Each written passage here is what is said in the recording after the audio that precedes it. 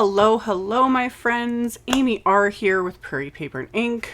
Welcome back to my face, my channel, all the things. It's been a bit since I posted a video. I was really sick for about a week. Fun times. Getting back into it. Be prepared for a ton of videos to be coming back to back as I make up for lost time. So anywho, today's video is a couple of cards I made using actually I use all of the new Simon Hurley solar paste. I've done a couple of videos using his lunar paste, and I will have links to those at the end of this video if you missed them. So recently he came out with these solar pastes, and they're really fun. They all look kind of the same, really, like in the container. You can kind of see a little bit of variation. They use duochrome pigments, which I have worked with in various ways for many years in all different types of applications. The biggest thing to note with something like this is they look very different depending on what color you apply them to. If you apply them to white cardstock or light colored cardstocks, you will get a very light. I'm trying to show this without my lights completely blowing it out. I will show the actual, me actually making these swatches so you can kind of see. But on white cardstock, they're very subtle. And then the duochrome you can really see when you tilt in the light, which again, I'll show when I switch the camera angle. And then the magic, though, of course, is when you use them on dark cardstock. So the difference is massive, obviously. So how they look and they're in the same order. So how this looks on dark versus how it looks on light, completely different, Super fun. So that is the magic of the duochromes. And I have that one Gonzai Tomby watercolor set that I've used in videos over the years. Same thing, because it's the same pigments. So it will look very bland on white cardstock, and then you see it on dark, and it's like... So that's the gist of them. And I decided to use them in a kind of... I painted with them. You can use these pastes in all of the ways. You can use them with your fingers, palette knives, over stencils, apply direct to cardstock, all the different things. I decided to combine them with a paintbrush and some 3D embossing folders. And I made a couple cards, and I had a ton of fun making them. So keep watching. I will show you guys the swatches I made, and then I will show you guys how I made my cards. And yeah, that's it for the moment. Just keep watching for that. And like I said, stay tuned. I have lots of videos coming now that I'm finally feeling back to myself. So you guys will be seeing this face in a bunch more videos. And yeah, let's get into the card making. Alrighty, so swatches. I just took 2 A2 panels of cardstock. I did one black and one white so that you all can see the difference between light color cardstock and dark color cardstock, like I showed a couple minutes ago in the video.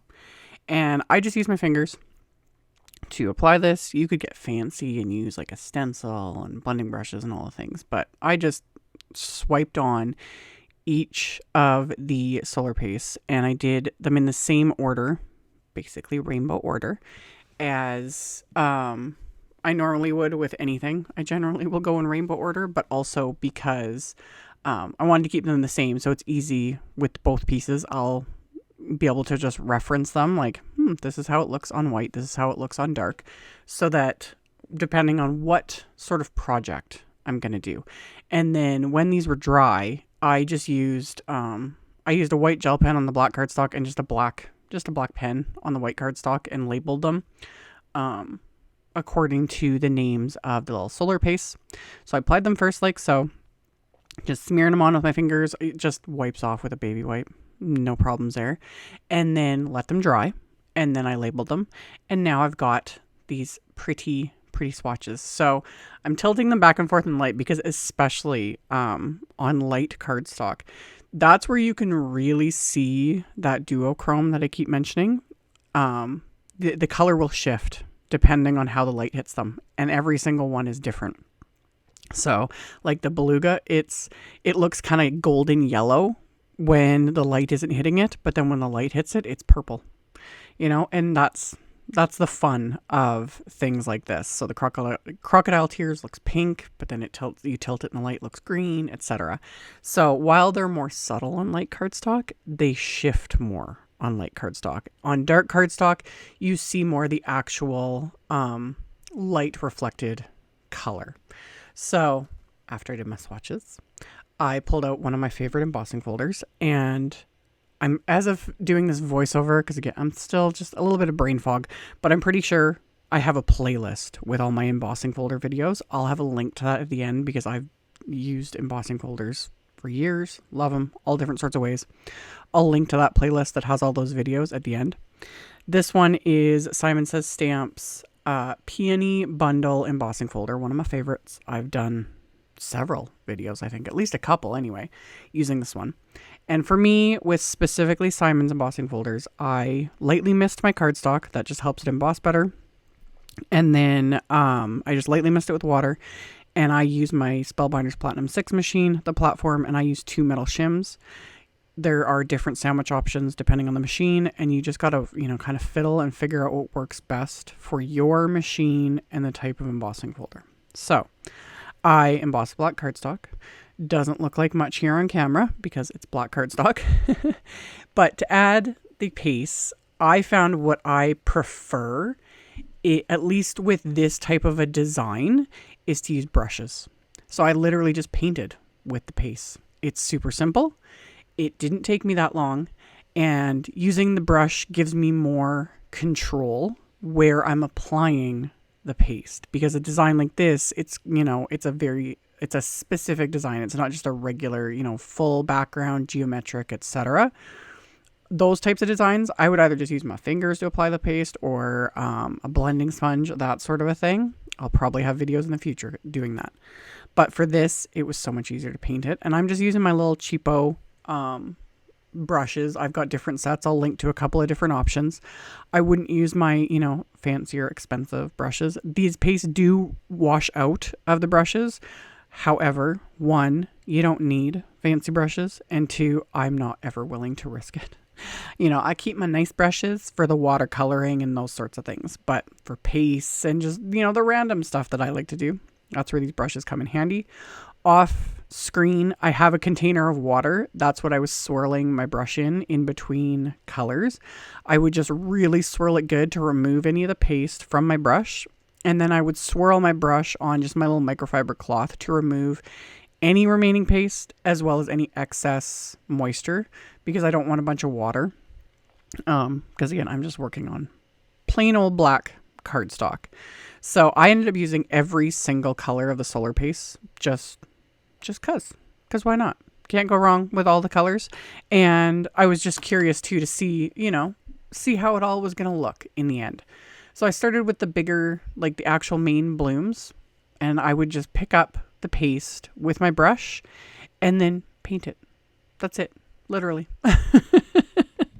Like, it's so simple. And I did switch to a smaller brush for these little finer parts of this embossed image, because this little sprig kind of in the upper left is very small, so I just grabbed a smaller brush and did the same thing and painted the little areas, and it dries quicker this way as well because the paste is being applied so thin. You could do this also with the regular like lunar paste and any sort of, embossing paste that has, color or pigment or whatever. You could probably do the exact same thing. I was just having fun with these because, again, it's that shifting color and whatever. So I did the black panel. And then this one was just because I had this already sitting out. This is Nina Desert Storm cardstock that, if you guys watch my videos, Nina Desert Storm cardstock is one of my all-time holy grail favorites. And I especially love it with embossing folders. There's just something about how they look. And this ends up being, of course, a lot more subtle, but I love it.